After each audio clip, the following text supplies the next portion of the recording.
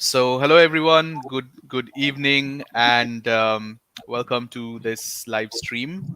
Uh, I'm so glad to have all the winners of our scavenger hunt. So, if you have been following us on social media, you will know that we had our first sort of mix virtual and in-person scavenger hunt this month, starting from like I think second week of August, and we just finished it. And actually, so Rohan over here is he has won it by just 1 point. So it was a very competitive hunt. There were 39 participants overall. 13 of them, including teams, have had submitted their final questionnaires. And so Rohan has topped it with 49 points, missed out on one question, which I think all of you have missed out. Most of you have missed out. There was only one right answer of that question that we got. And then we have Shampurna and Prochita, who were a team, and Ishani, who or both of them scored 48 points. So this is just an adda about how their experience was doing this hunt, what we can do in the future as well, what we can do better, and all of that. So I'll go around and first ask you guys to introduce yourselves to the audience about you and who you are, just a little bit, and what got you interested in joining the scavenger hunt. So I'll start with Rohan. Okay, so I am a recent graduate from Ashoka University. I finished my Young India Fellowship this year, and now I'm working at this firm called Graby. Um, I've always been interested in. Okay, to say that I've always been interested would be would be a lie. I've not always been interested in history, but I'd say immersive trails actually helped a lot in that it's what helped me understand that I really liked Calcutta, and it was probably in my second year of engineering when I realized that I really liked looking at buildings and knowing about them. I got fascinated about Dalhousie Square eventually because in a certain way I realized that that's how, for better or for worse, that's where a lot of things began for India. And I I used to I'm not somebody who stayed in Calcutta for very long. I usually come here for my holidays, and I found myself going to Dalhousie Square very often. Every time I would come to Calcutta, I found myself going there, looking at the buildings, trying to find about them. I found the walks very interesting. So when I saw the scavenger hunt when I saw the post, I was like, hey, I got to participate in this. So yeah, it was quite fun. Have to give it that, and I think those visits were worth it. Thank you very much. So we'll move on to Ishani. Yeah, hi. This is Ishani. I'm a lawyer by profession, and I have absolutely no history or architecture background professionally, so to say. But yeah, like Rohan said, I don't think it was there from the beginning. I mean, no one likes studying history in school. Uh, but eventually, I guess the interest grew, and especially because I worked in the High Court area for nearly 15 years now. I've been in and out of there, so those buildings always fascinated me, but I was I still am an extremely lazy person to find the motivation to go out and actually look at stuff. So I would read up on buildings uh, online and offline, but I think then I decided, and I realized that there are companies which are organizing heritage walks. So I started going out with on Immersive Trails Walk back when it was Heritage Walk Calcutta. I think that sort of spurred my interest. And then after that, I met up with a few like-minded friends who, whenever they would come down to Calcutta, we would go out on, our own explorations. It wouldn't be a walk, but we would just go and look at heritage buildings, or even if they aren't listed as heritage, good-looking buildings, which have some historical or archaeological architectural value. So I guess that's how for the last 4 5 years this is something which has really occupied my interest. And this scavenger hunt was, I think, the perfect opportunity to test it, how far I actually know my city. And the Lousy Square is just, if you have not explored that area, I think you're missing out on a large chunk of Calcutta's history. And like I was telling Tathagata before we started this, that even though I was in that area working in High Court for nearly 15 years, I realized that I had missed out on so many things, which I noticed this time. Even if they were not related to the answers, but I saw various new obelisks and buildings which I had not seen before. So this was a very, very good experience for me. Thank you. Thank you very much, Shani. We'll move on to Shampurna and Prachitash now. All right, so hi, I'm Shampurna, and unlike our previous two speakers, I happen to have a background in history of art, and my interest in heritage comes very automatically with it. But having said that, in our practice, or I'm a researcher, I'm currently pursuing my PhD in institutional art history, and in our process of research, it is generally very lonely. It is always inside the archives, inside the libraries. You're met more with frustration than the discovering the real stuff. Where I realized that as a format, this when scavenger hunt was introduced this month, I found a place where I could really step out and see what and apply what I have been gathering for all these years um, in the real context, see them in their real lives, see them in their current situation, and it has been really really eye opening, because most of the time when we study art, it is through a certain perspectives, through a certain way of seeing that we look at art, that we write about art. But a larger social history, a larger context go amiss while we are in our research. So in a way, it has absolutely impacted my own personal workspace as well, my way of thinking and looking at things and digging deeper. Because when you are doing a research, it is a very tight scope of what you're exactly addressing, and it's a very very different area. And I have always felt that during this research, I need some relevance as to how I can bring out the material that I am finding every day in my work. But and therefore, I found that this structure, the way we did this hunt, has been an excellent, exciting process, a method that we can really build on more and more. So more when we actually continue with the discussion. But yeah, that is where I have come from while I joined the Scavengers Hunt. Rajita? Yeah, thank you. So, yeah, unlike her, I don't really have a background in art or architecture per se. I'm a management consultant, and generally work with. I've been working with insurance companies and in the UK. So we've both actually been in London for about last 8 years. Came back in 2020, just before the pandemic, and then we were supposed to go back and then got caught.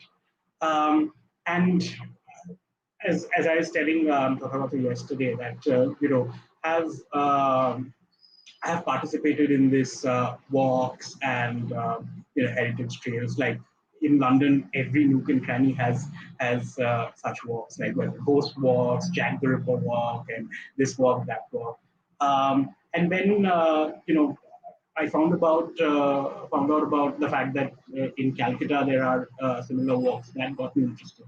And I'm a big fan of treasure hunt and all things like where you have to find clues and stuff.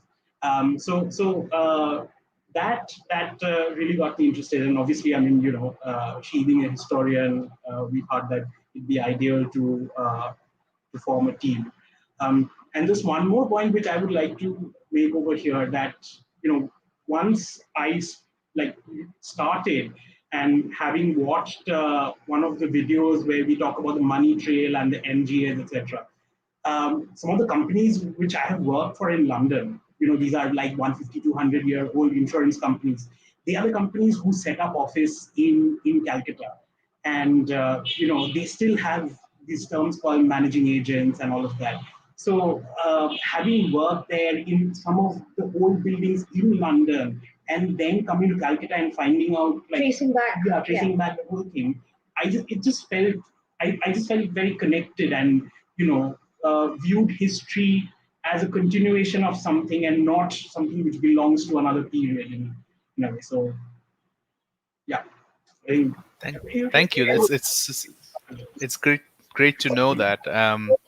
And I mean, I think Ishani was talking a little bit about her experience of working in and near Dalhousie Square in High Court, and while working or while going there, you did not see as much as because you're going there for work. So when we say Dalhousie Square to people, I mean the instant image that comes to your mind is Writers Building, which we did not have in the treasure hunt, in the scavenger hunt, because that's what people think. They think St. Andrew's Church, which we did not have in the scavenger hunt. And the third thing that people think is going to break a lot of hearts when I say that name, St. John's Church, which we did not have in the scavenger hunt. Um, so, um, so apart from these, like how I'll start with Ishani here, and how can you just say a little more about how the scavenger hunt and the process of looking around for things, how it improved your perception of Dalhousie, and like how that transformed over this period. Yeah, I think for me, for example, you know, the question on the stuccos. So I think I can safely say it now. Is it okay to discuss answers here? Yeah. So I think question number 2, there were two stuccos on Calcutta High Court. Now I have walked those corridors for I don't know how many years now or how many times in a day. But then I don't think I ever really looked at them. Uh, but when somewhere it was etched in my memory, so I think that was the only answer I could recognize by looking at the color, that okay, this is High Court. But yeah, even then I again had to walk the whole length to look at it. And so I have a friend with whom I often, like I was saying, we go looking at our rather hunting for heritage. So he says things like, you look but you don't see, and I realize how true that was. And again, like you were speaking about Writers Building, so there is an obelisk in front of Writers Buildings which is dedicated to the person who set up the Center for Prevention of Cruelty to Animals in Calcutta. I had never seen that. So small things like this, things you walk by, maybe even if you are dedicatedly going on a walk, you still miss things. So just the joy of finding new buildings, or reading on them. So we have maybe a vague idea of what happened, where it happened, but actually going and reading up on them and seeing the majestic buildings in front of your eyes, and also feeling very sorry at the state of disrepair they are in right now. So I think that, and to know that the city you are living in has such a rich history and heritage, that the buildings, that the walls or the buildings that you get to touch are 300 years old, 400 years old. And the brass lines on GPO, there was a old Fort William there, and the history with Sirajuddaulah. So colonialism, is deplorable, but I think the things they've left for us, there's a lot to take away from there. To know that sort of the occupation of India, it's sad, but the occupation of India started from Calcutta. And so, somewhere it's a lot of, there's a lot of glory in it. There's a lot of lessons in it also. So yeah, it's a mixed feeling. It gives you a sense of wonder, but it also makes you sad that you that's not that people are not that aware, or no one's doing a lot, at least from the government side, to preserve the buildings. So therefore it's very amazing what you guys are doing by organizing these walks, just by making people aware. Maybe if in future we need to mobilize to get some sort of a movement together to really preserve these buildings, I think this is a very good way of making people aware of what we stand to lose if we don't take care of it now. uh, so yeah, that was my experience in brief. Thank you, thank you. I will add something to that. I mean, we when we talk about colonialism and we see these big buildings, we think that this is where like these were the tools that were used to oppress. But we don't often realize that it was people from India. Like colonialism was a collaboration, who and it wouldn't have been successful without Yeah, yeah, people absolutely. from Yes. India joining and making those colonial enterprises and administration successful. So it's very deeply ingrained in our history as well. Um, that's just I wanted to put it out there. So I'll anyone wants to add anything to Ishani, because Dalhousie is a very popular area to go to generally. So anything that you specifically want to add about anything that you saw that you wouldn't have seen otherwise. And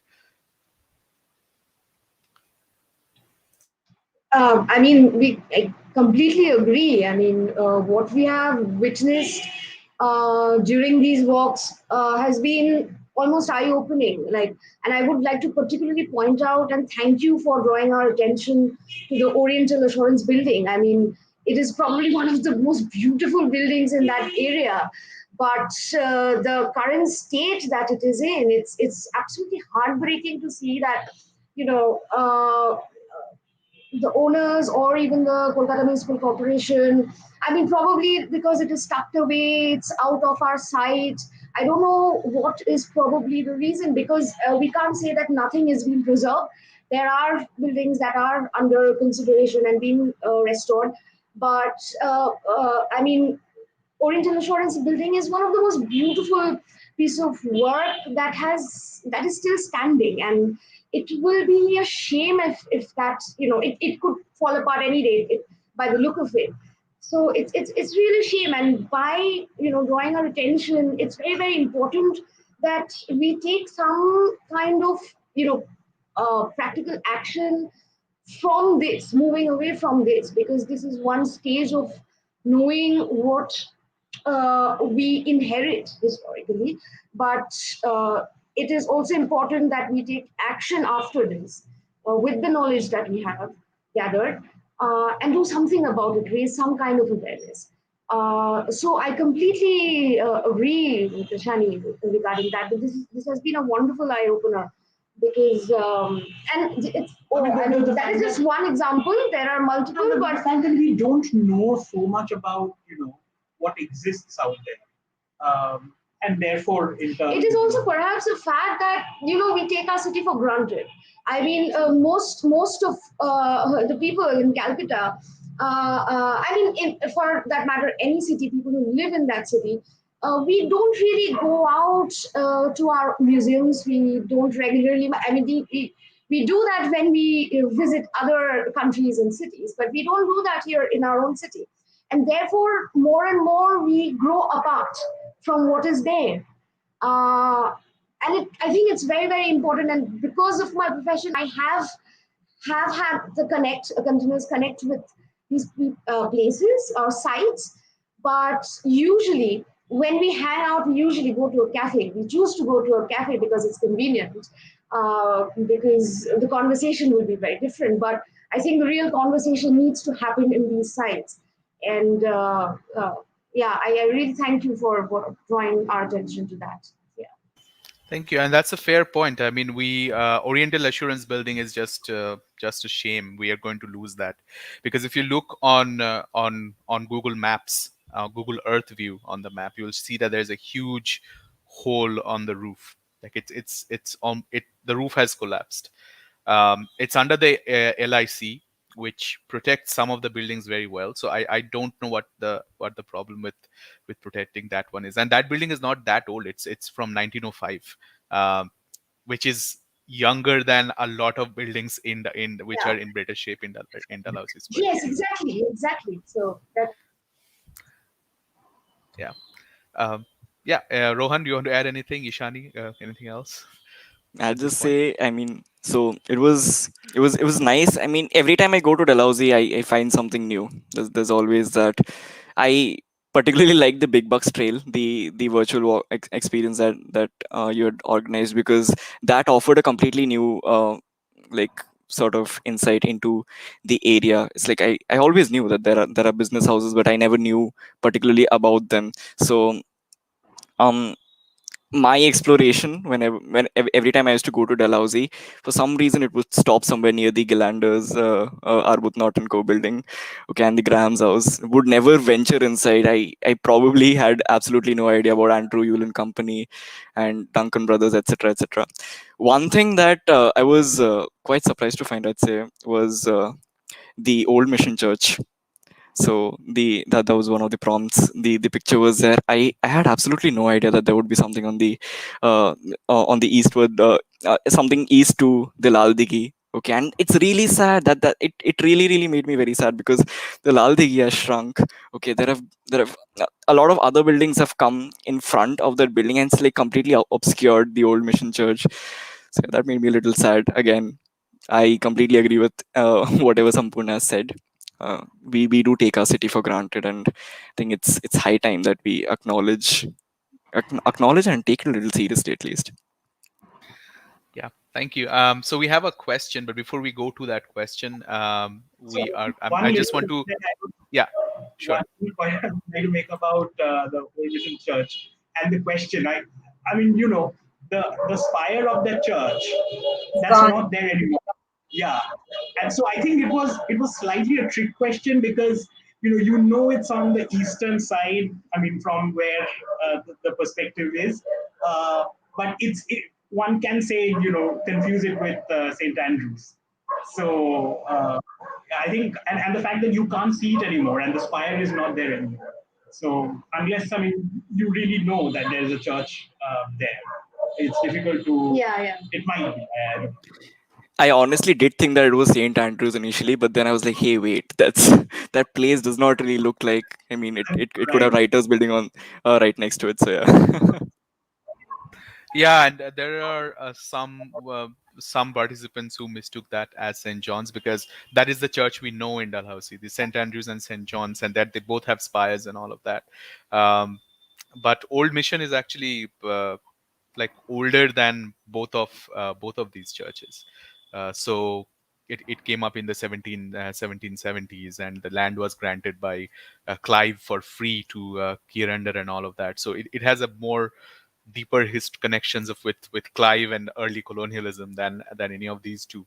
So the question that I wanted to ask is, how do you? I mean, we were really like we were concerned when we were planning this, because we are not outside out of the woods yet for from the second wave. So we were concerned about the format a little bit, and that's why we wanted to spread it out over 3 weeks. So how do you think this mixed format of virtual and then going out there and exploring, but over a period of some time, not on the single day, because we wanted to prevent people from getting to one place, like huddling in one place in one single day. How do you think that worked? Like, this is just a feedback that we want, something that we want to understand. So who wants to start? Whoever. Can I go? Yeah, sure. I personally enjoyed it. I mean, it was really nice, because um, the fact that it was a hybrid sort of experience meant that I could sit and I could actually spend some time on the questions before going out, and like actually, and so again, I suppose this also comes from this a position that, like, I was aware of the fact that the Lousy Square is going to be completely vacant on a Sunday, so I had planned it accordingly.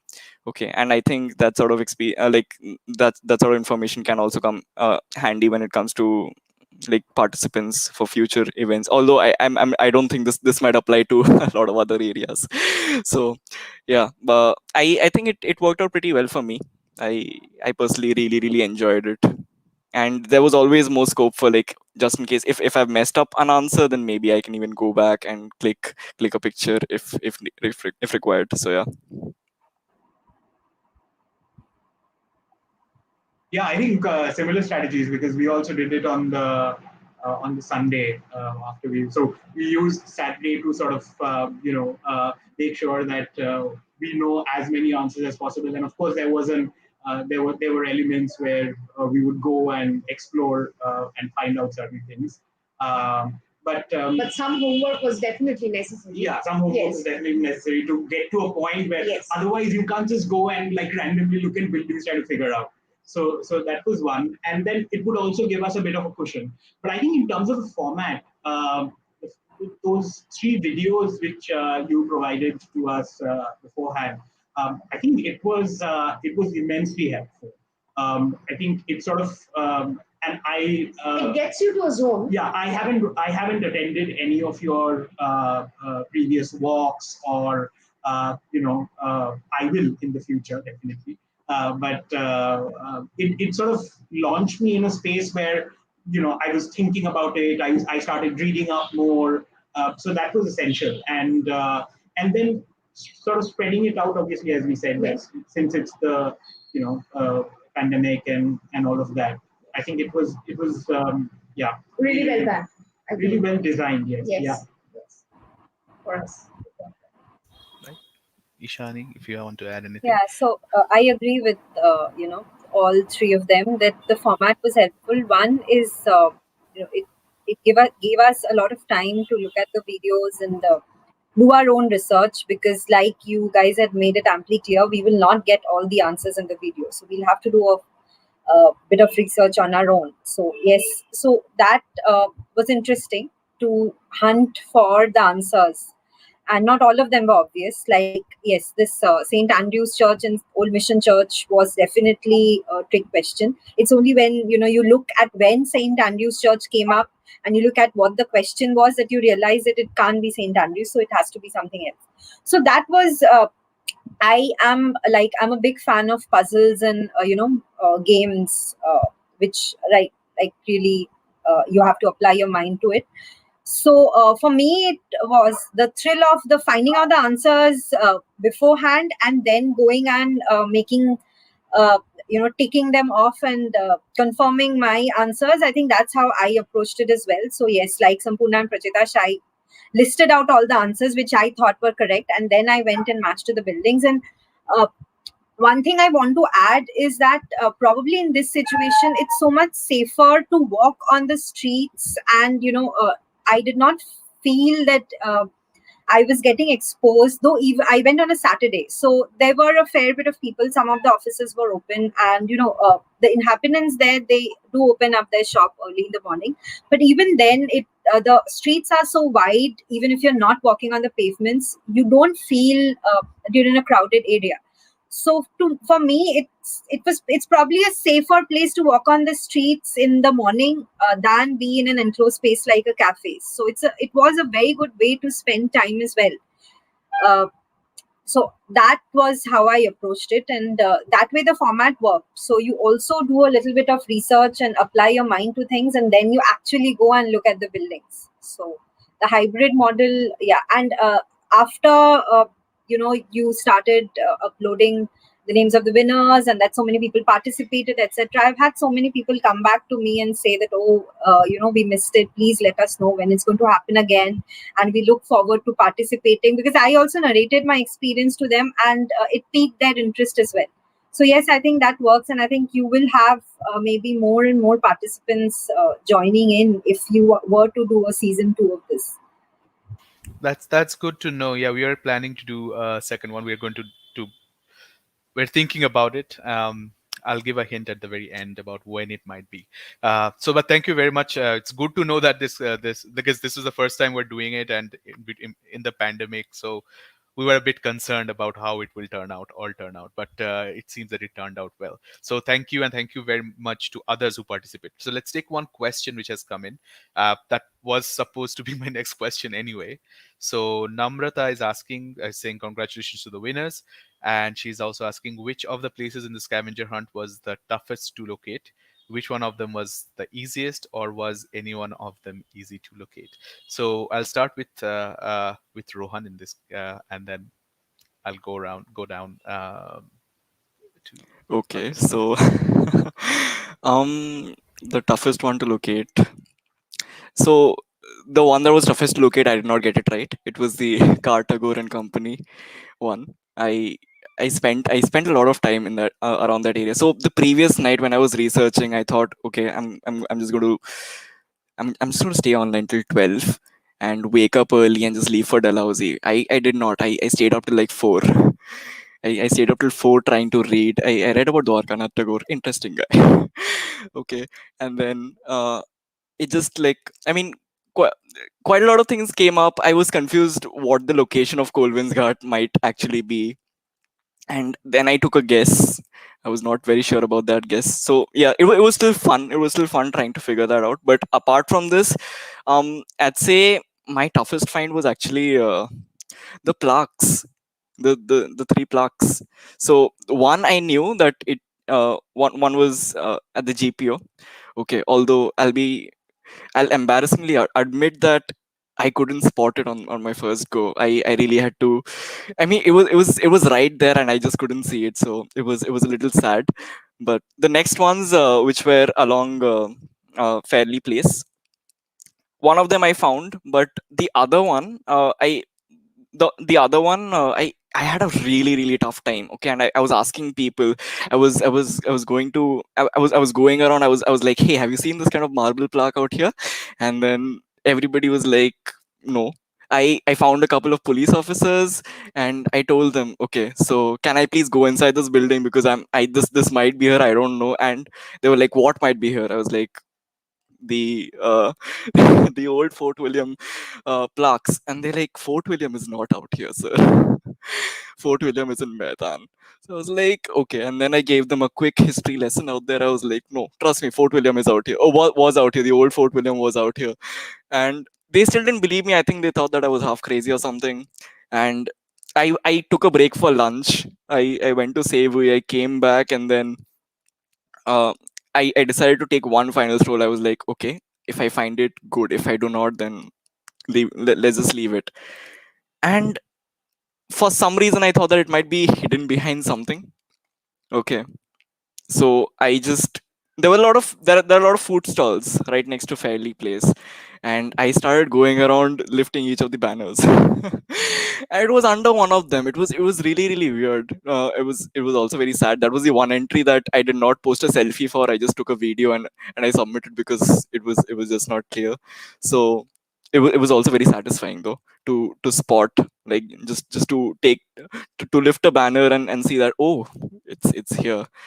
I have absolutely no idea why somebody would put a poster like that. And I think it was not even like one of those. I don't think it was a food stall poster It exactly. I was a think it. government food safety Yeah, poster.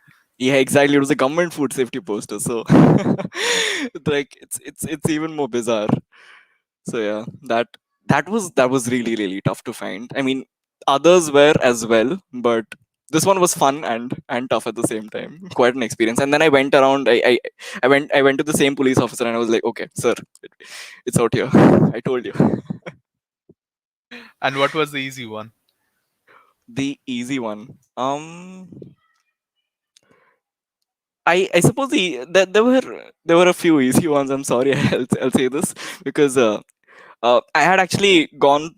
Uh, I had taken. I've taken two walks of the Dalhousie area. One was the in-person walk when Immersive Trails was still Heritage Walk Calcutta, and one was the one that you'd shared.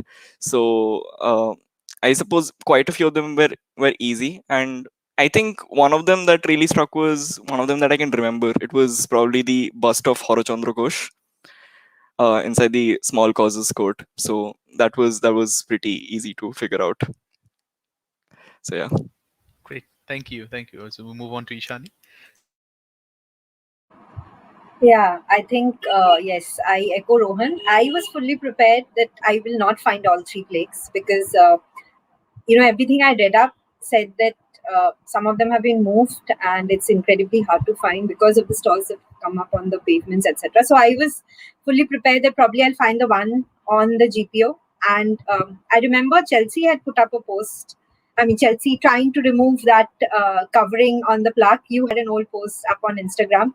So maybe I thought, okay, fine, I'll find that one. But the third one, no way. So basically, we started. I went with two friends, and we started a sort of circumambulation of the GPO area. And only when you are at the corner, and there's this plaque which has a dirty glass cover, and I'm like, could this be it? And then we tried very hard to peer through the grills, and the selfie was probably hazy and you couldn't even read everything. But I think that was the most difficult to find, but also the most satisfying, because it's, you are bound to miss it if you're not really looking for it. It's on a corner, it's covered by iron grills, and so that was, yeah, finding all three of them was definitely a high. And I think the most difficult one was, for me, that, yes, I was going to miss it almost. Easiest one, I would say, was identifying the assembly gate number 5 from the picture, because I have seen it so many times. I wouldn't say it would have been easy for everyone, but I have seen it so many times, so that was easy to locate. So that also sort of gave me a confidence boost that, okay, the first two answers I've been able to crack, so maybe, yeah, I will crack the rest of it as well. But then, yes, like Rohan, once you start reading, one blog after the other, and I discovered so many new websites or so many new pages which write on Calcutta, which I had no idea about, and I bookmarked them for future reading. So yeah, it's given me a lot of food for thought as well. Thank you. Thank you. So, moving on to Shamfurna and Prochitash. So yeah, I think again the most difficult one was the one which Carter and Carter and Company, and we actually, to be honest, we did one round on Sunday, and then we came back. We knew that we had not found the actual place. We read up, whatever online resources were there, Calcutta Gazette, we combed through Bengal, it. Agra Gazette, and there were many addresses that we found. There was one for Rani Muti Gali, there was one for Colvin's Ghat, and finally we stumbled upon an address that says 15 Hastings Road, where 15 Hastings Street, and it also said the silk retail, whatever. The Silk Mart. The Silk Mart. Silk Mart of Karan Hastings. Tagore. But then I started searching, old maps, and on there's no 15. There's no 15 on that road. It ends in 12, which is the foreign post office. So we had basically no idea, and then we took like a best guess, which we knew that it was not going to work. But it was fun. Like, we, even though we did not get the answer, and we would like to know the answer. And in the process, I almost read up every possible book on Darapana and the entire trade process.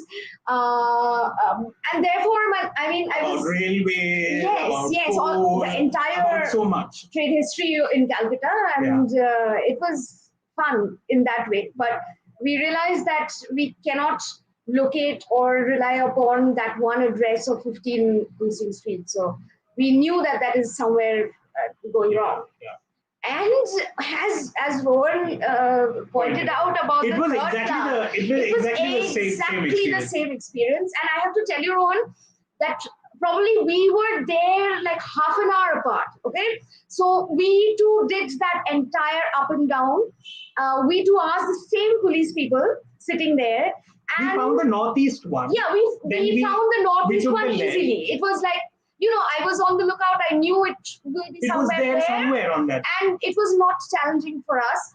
But the third one, the northwest one, exactly the same experience of finding it out. And finally, when we did, it was again. And the cops said that यहाँ पे कोई आया, एखाने क्यों एसचिलो, किंतु एखाने किचु नहीं, अपनारा चले जाना, एखाने ढोका जावे ना. So and then we actually went for lunch. Yeah, so we went for lunch. And we took a breather, and we thought that, okay, let's give it one more try, because so we lift all the banners. It has to be somewhere. So we started lifting all the banners, and the food stalls were closed that day. But we asked them that if we can. Most of them are sleeping. Most of them didn't care what we were doing. And finally, we initiated that pulling up all the banners and checking, because we know it has to be somewhere here, given the kind of measurement ratio that it has to be, at a certain juncture and not beyond it, to mark the northwestern corner. So we started pulling up those banners and finally found it out. But at the same time, it was really sad that, we didn't even think twice to cover it up, and we don't know why. And it tells us a lot about the spaces we occupy. We don't even realize the kind of spaces we are occupying in the city and how we are doing it. So that was one very heartbreaking point, that okay, yeah, this is also how things are existing. So yeah, Yeah, that so I that was our think, tough. yeah, Rohan, go ahead. Yeah, I just wanted to add one small bit of detail. So I think I had seen you, Sampurna. I think because Okay. there was this one other person who was just going around Fairly Place. Okay, and I think it might have been you, since you're saying that you were there I on a think Sunday. yeah, we were, So and we figured that. So we also didn't spot anyone else. We were expecting to We were see others. expecting, because it was a Sunday and all that. And then when the police told us that, oh, there was this another guy looking for the same thing, দিদি এখানে কিছু নেই, কিছু হবে না, আপনারা ভুল জিনিস দেখছেন and all that. So we said, okay, maybe there was someone before us looking for the same thing and struggling with the same thing. And now we realize that probably it was you, because it was just like half an hour, some that kind of difference. And yeah, we walked up and down for like quite a bit of Yeah, good 10, 15 minutes. definitely, yeah, definitely. So yeah, so I that think, I yeah, go ahead. I tried doing something. Okay. I felt very guilty, after after spotting that plaque, and I was like, this is very, very. I mean, I don't know. It's in a very bad shape. Okay, like it's hidden. I don't know if other people will be able to find it. I tried to move the poster a little bit. I was like, okay. I don't know what state the poster was in later. Okay, but I tried to move it a little aside so that I don't know, maybe like people would spot it, because I felt a little bad. So I think we I benefited what you guys had done. So I went on the last day. I went on Saturday morning. I was caught up with work before that, so I did not have any difficulty locating it. I just had to keep an eye out.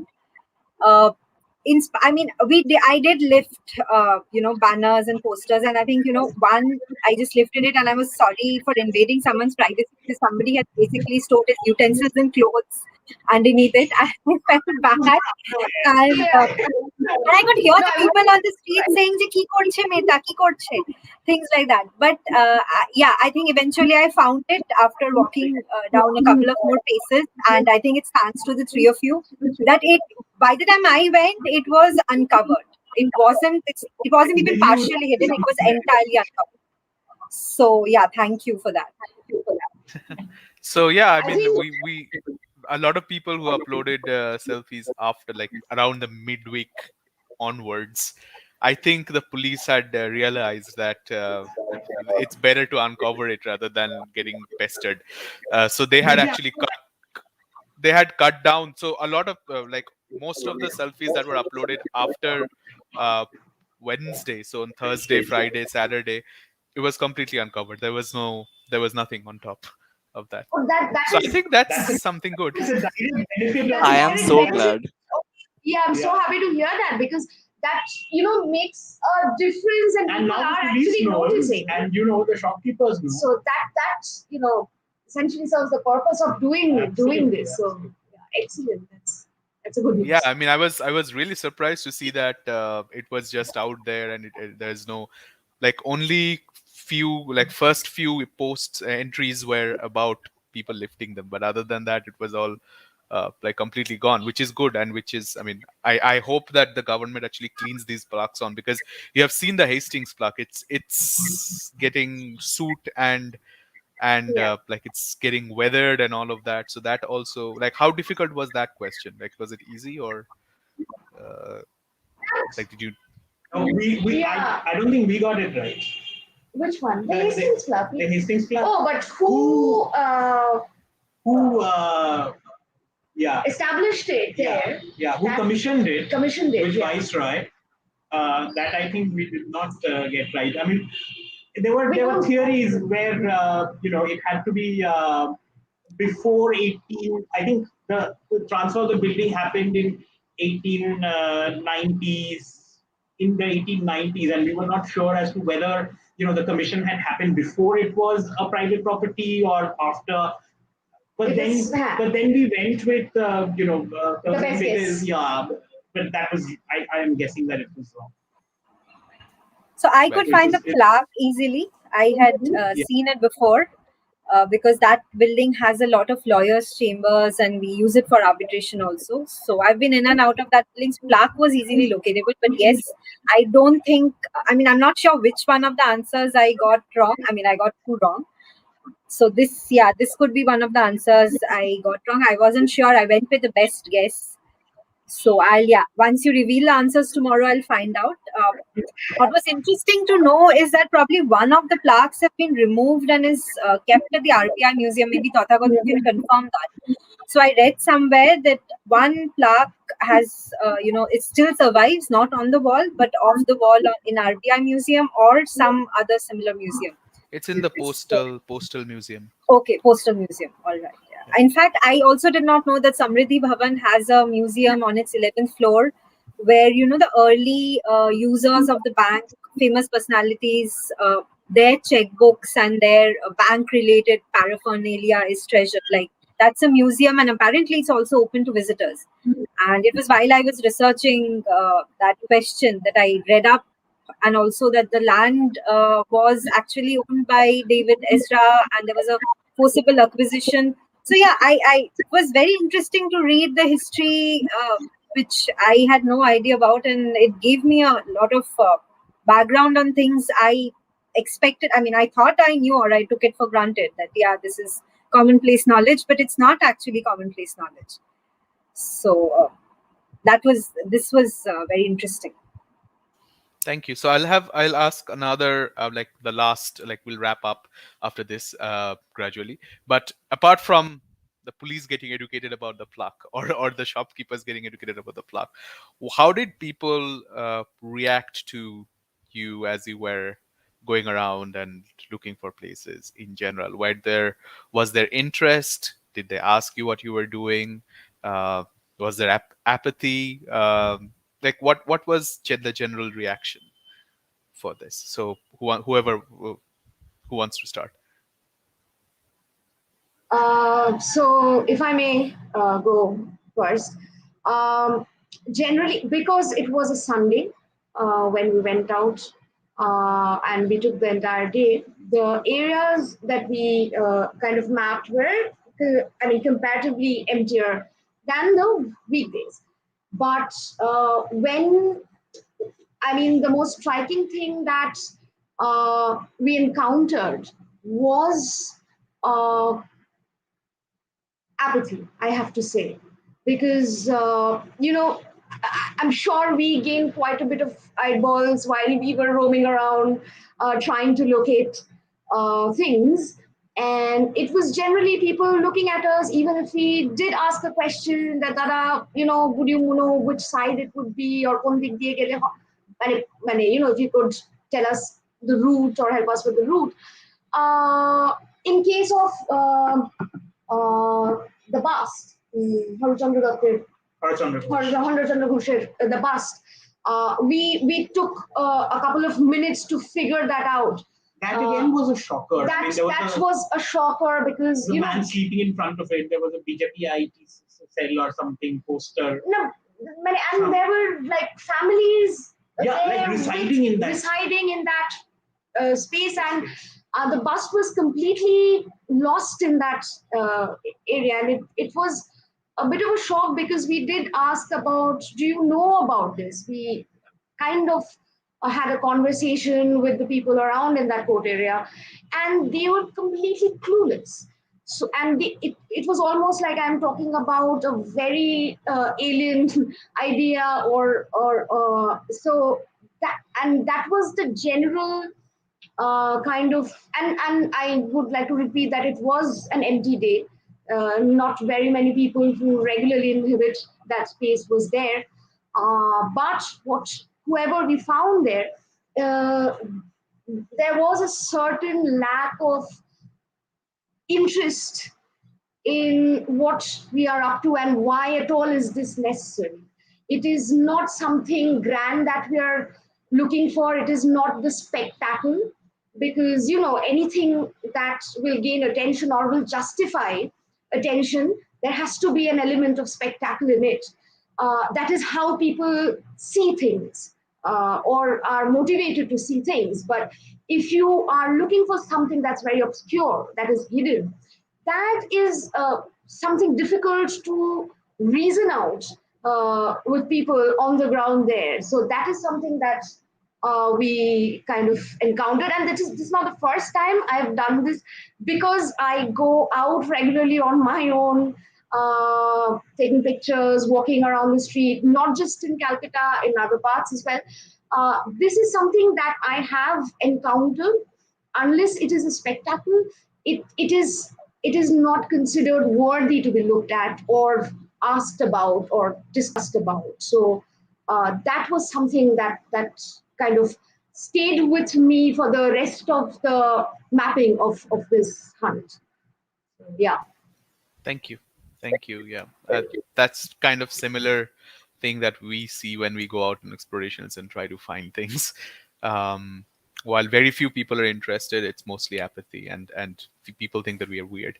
We're being weird. So, yeah. Okay. Who wants to go next? I'll go next. So I completely agree with everything that Sampurna said. And yeah, there's a lot of apathy, and it's in a certain way understandable also, because their interaction with heritage and our interaction with heritage is very, very different. For them, it's like Sampurna pointed out, there were people sleeping right next to the bust of Horachandra Ghosh. For them, it's more like a place to a sort of temporary accommodation, a place to set up the stalls, to set up the businesses, okay, for them to make ends meet for the livelihoods, etc., etc. And I think, I mean, for us to be doing these things, it is almost, it's kind of understandable why they would not react to it, why they would not be surprised as to, okay, I mean, maybe some sort of questions might have come to their mind. Why is somebody so interested in this particular building? That, oh, unfortunately I haven't interacted with them that much to understand. But yeah, I mean, it's it's sad, but at the same time also very understandable. Yeah. Thank you, Ishan. Yeah, I think just for a us, point. Sorry, Shani. Just like one oh, no, little no, point go that ahead. I would. So, just adding to what Rohan said, right? I mean, when you come to think of, uh, you automatically start thinking about, what can be done, like restoration, conservation, and all of that. And because you know in the West you see how things are done, and then when you place it in Indian context, it just becomes so much more complex, historically, socially, morally. Whether you should evict people who are uh, you know they have their livelihood over here, food stalls. Whether, I mean, what is actually important and what is worth it. So it's there's no one simple answer to that. So yeah, very good point. Yeah, so I think, Prajita, you've said exactly what I was going to say. So, like, for example, in front of the Oriental Assurance building, people had strung strings and their clothes were drying there. And that was a common feature everywhere. So, you think, that heritage needs to be preserved, and the buildings need to be opened up, at least in a way where people come and look at it and they appreciate the history and just the structure, the grandeur of the structure. But you also know at the same time that you can't really displace these people or evict them, and even if you do, the government has to find a solution to resettle them elsewhere. Even if they are doing their business here, they also stay here. So even if they are moved away, they will come here and set up stalls, and they can't be moved too far away, because like that again brings in a question of their livelihood. So all these questions come up, and these complex questions come up. But while walking, I think what I noticed, yes, there was a fair amount of indifference. Like no one really asked us that why were we taking pictures. So in a way, that was good. So there was no interference. They cannot chobi tulchan, or why are you taking pictures, especially in front of RBI. The guards did not say anything, but there was a pedestrian who just said ki ekhane chobi tola baron, you can't take pictures here. But I think the CRPF guards, they were okay about it. I mean, there were a couple of good Samaritans who asked us যে কাউকে খুঁজছেন কিছু খুঁজছেন, but when we told them what we were looking for, they did not have any idea. And so while they wanted to help, I think they could not. But generally, yeah, the even the guards outside High Court or other prominent buildings, they more or less left us alone. And even like I said, we intruded someone's privacy by lifting off those flex banners from the wall, and they had their whole shongshar to say behind that, clothes, utensils, etc. But they were kind about it, so we did not face any, animosity to say. But yeah, I think they are largely indifferent to it, because for them these buildings and these pavements are about sustaining themselves rather than it being a history or a part of the living heritage of the city. Thank you. Yeah, that's very fair point actually. And what I think, I mean, I dare to suggest this solution that instead of evicting them, why can't we restore these buildings and turn them into shelters for people? Because then you are giving them a roof, permanent roof. You are also making sure that the building is used, and heritage is, because if you say that yes, there was an insurance company like 40 50 years back, then how do you connect with the present? So you need to actually make sure that the people who live around it and people who are using it, they feel that connection. It's more relevant to the present. So we have a lot of warehouses that are falling down. We have a lot of these kind of buildings that are falling down. So why can't they be converted and converted into shelters? Because that will solve a lot of issues, and that will also solve, well, you don't have to sanitize it like say in Krakow or other world heritage cities. You can maintain the facade. In interiors you can do the necessary changes, and then you can make people live there instead of living out on the streets. I think that will go a long way in helping in preserving heritage, as well as connecting people with these buildings in a more relevant way. So that's just a daring suggestion. I'm sure that's not going to happen, um, unfortunately. But yeah, I mean, thank you very much everyone for eking out time this evening, and thank you very much for participating in the scavenger hunt, and congratulations again to all of you.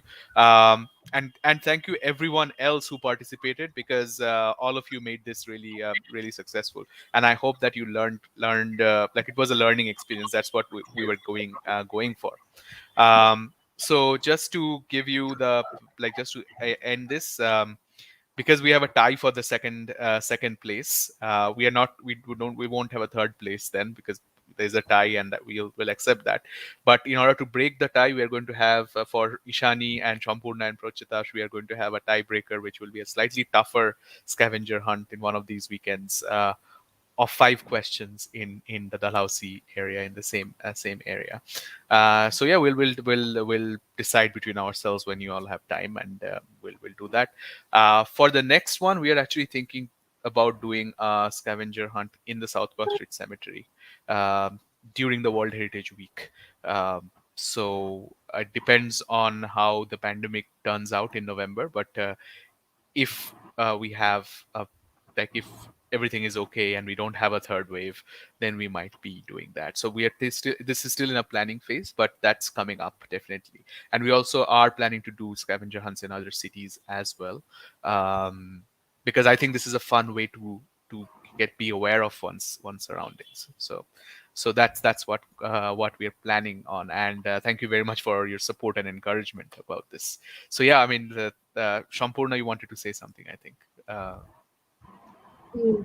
No, we also just, I mean, want to thank you for initiating this, creating this model, and I mean, this conversation has started for me. I mean, uh, it doesn't end with tonight or with the tiebreaker that we will be having, but I want this concern to continue and find ways where we can contribute. I mean, Yeah. logistically, realistically contribute, not because, we can gather our thoughts and accumulate resources, but there has to be some plan of action. Otherwise, the concerns remain where they are, and in the meanwhile, the buildings fall apart, and we lose the history in the process.